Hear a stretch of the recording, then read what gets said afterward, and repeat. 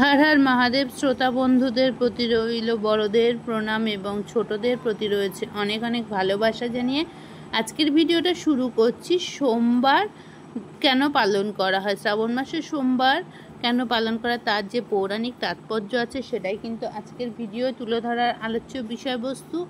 श्रावण मास जेहेतु भगवान शिवेर जन्म मास तो तार जन्य तो उद्यापन कराई हय, तार पेछनेও কিন্তু আরো বিশেষ কারণ রয়েছে। শ্রাবণ মাসে শিব পুজো করার বিশেষ তাৎপর্য রয়েছে। পুরাণ মতে এই মাসে কিন্তু শিব ও তার স্ত্রী পার্বতীর সাথে পৃথিবী ভ্রমণে বেরিয়েছিল এবং ভক্তদের মনোবাঞ্ছা পূরণ করেন।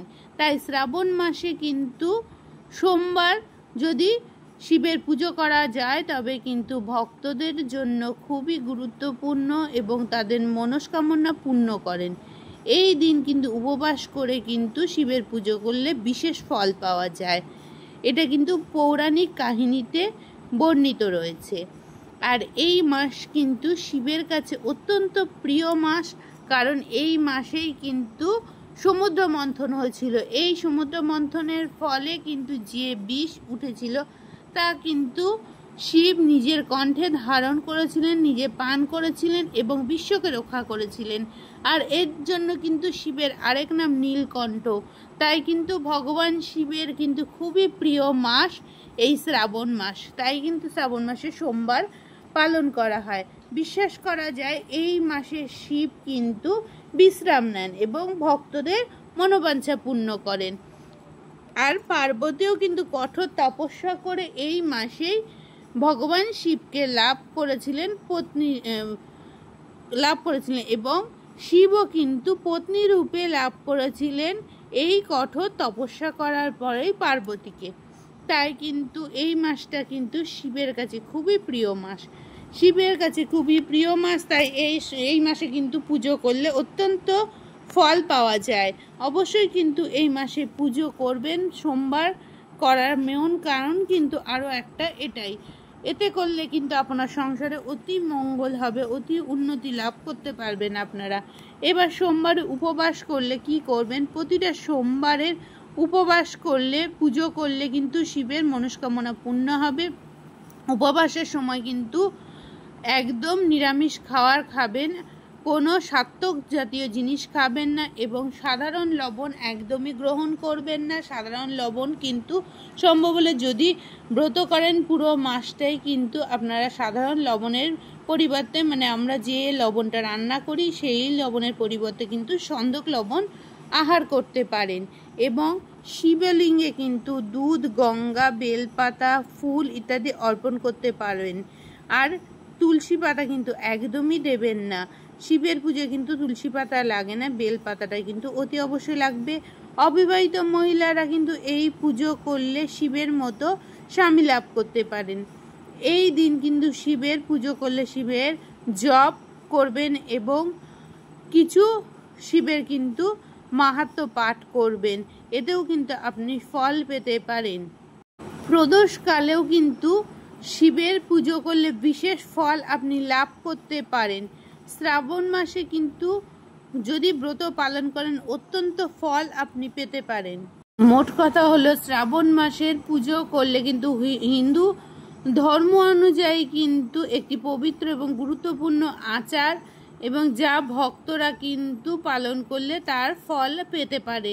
তাই জন্যই কিন্তু অবশ্যই কিন্তু শ্রাবণ মাসে সোমবার ব্রত পালন করবেন এবং সোমবার পুজো করবেন এবং সোমবারে পুজো করে কিন্তু আপনি যদি ভগবানের কাছে কোনো মনস্কামনা জানান সেটাও কিন্তু আপনি পূরণ করতে পারেন।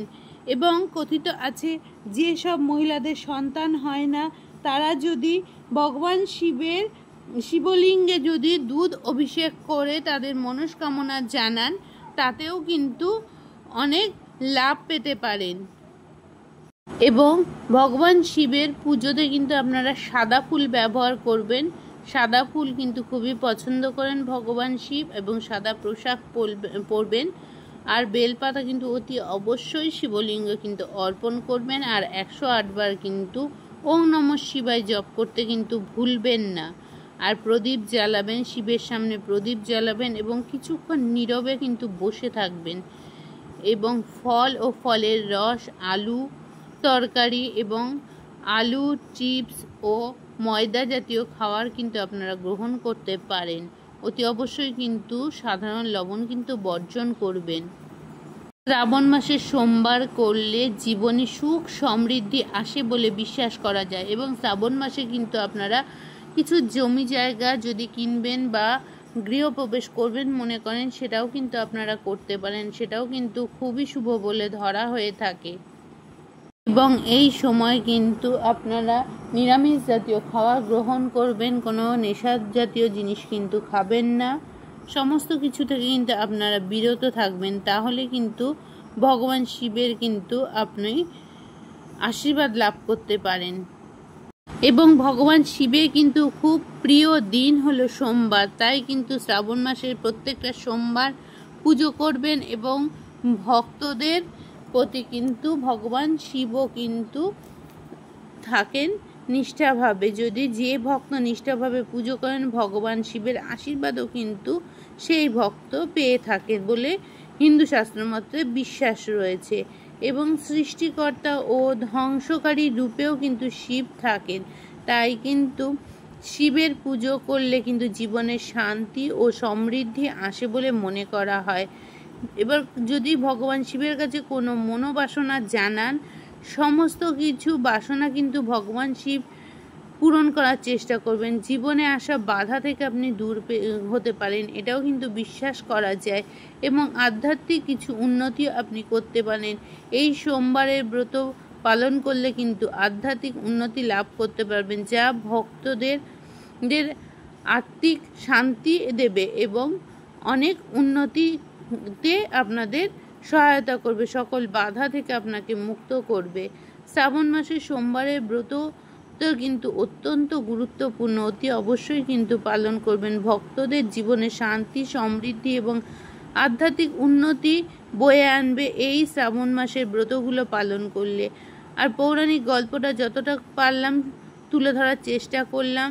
পৌরাণিক গল্প কথায় অনেক কিছু রয়েছে, বাকিগুলো পরে বিস্তারিতভাবে আবার আলোচনা করা যাবে। আজকের ভিডিওটা আর বেশি বড় করছি না, ভিডিওটা এখানেই শেষ করব। ভিডিওর কোনো অংশ যদি ভালো লেগে যায় অবশ্যই কিন্তু আমার চ্যানেলের পাশে থাকবেন। নতুন পুরনো বন্ধুরা যারা আছেন তারা যেমন আছেন সেরকমই থাকবেন। আর যদি কেউ নতুন বন্ধু আমার চ্যানেলে ভিজিট করে থাকেন তাহলে অতি অবশ্যই কিন্তু আমার চ্যানেলের সাথে যুক্ত হয়ে যাওয়ার অনুরোধ রইল। এছাড়াও এই সোমবার কিন্তু মহিলা এবং পুরুষ নির্বিশেষে সবাই কিন্তু পালন করতে পারেন। তাতে কিন্তু আপনারা আপনাদের অনেক ইচ্ছা পূরণ করতে পারবেন, যে কোনো বাধা থেকে আপনারা মুক্তি পেতে পারবেন। এবং কিছু অবিবাহিত মহিলারা কিন্তু অবশ্যই এই পুজো করতে পারেন। এতে কিন্তু শিব গুণাবলী, জ্ঞান, শক্তি, ভক্তি এবং অনাশক্তি ধারণকারী জীবনসঙ্গিনীর খোঁজ পেতে পারেন। তাই কিন্তু শিবের মতো বর পাওয়ার জন্য কিন্তু অবিবাহিত মহিলারা কিন্তু এই শিবের পুজো করতে পারেন, অতি অবশ্যই কিন্তু করতে পারেন। তো আজকের ভিডিওটা আর বড় করছি না, এখানেই শেষ করছি। ভিডিওর কোনো অংশে যদি ভালো লেগে যায় ভিডিও ছেড়ে যাওয়ার আগে একটা কমেন্ট করে যাবেন এবং হর হর মহাদেব বলে যাবেন। নতুন বন্ধুদের রইল আমার পরিবারে স্বাগত জানাচ্ছি। নতুন যদি কেউ এসে থাকেন তারা কিন্তু আমার চ্যানেলটা ভিজিট করে যদি ভালো লাগে অতি অবশ্যই কিন্তু আমার চ্যানেলের সাথে যুক্ত হয়ে যাবেন। আজকের মতো বিদায় নিচ্ছি।